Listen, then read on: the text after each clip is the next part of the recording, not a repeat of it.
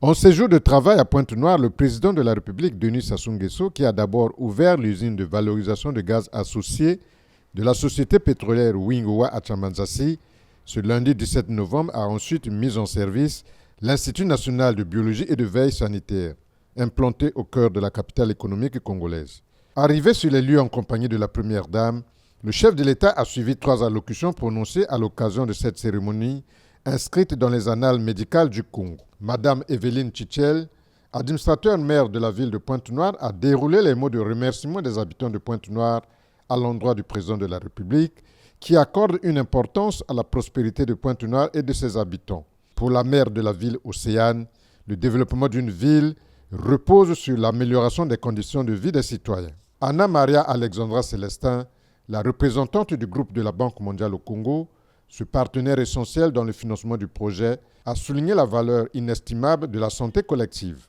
car à travers ce laboratoire de Pointe-Noire, le deuxième du genre après celui de Brazzaville, la République du Congo démontre sa capacité de répondre efficacement aux futurs défis sanitaires. Cette infrastructure traduit une grande synergie entre son institution financière, le Congo et d'autres partenaires au développement. La Banque mondiale, qui s'est engagée à accompagner le Congo dans ses efforts de développement sanitaire,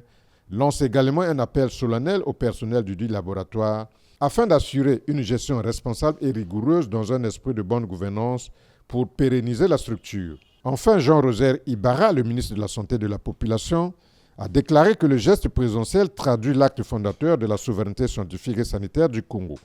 un instrument de vigilance et de protection au service des Congolais qui épouse bien la vision de Denis Sassou Nguesso, exprimée dans les lignes directrices du plan national de développement sanitaire,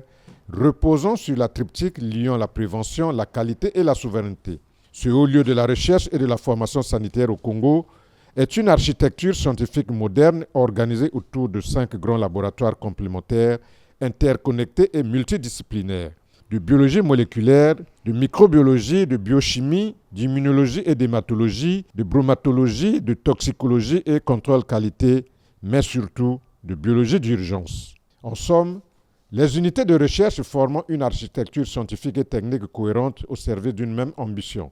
celle de protéger la santé, d'anticiper les risques, de développer la science et de servir la nation. C'est ici que la science rencontre la décision publique, a souligné le ministre de la Santé et de la Population. Le ruban symbolique coupé, la visite technique effectuée, comme à l'accoutumée, le chef de l'État ne pouvait quitter les lieux sans aller vers ses compatriotes qui, pour certains, ont abandonné leurs occupations quotidiennes pour témoigner leur adhésion aux idéaux de travail, de paix, d'unité, de concorde nationale et de développement incarnés par le président Denis Sassou Nguesso.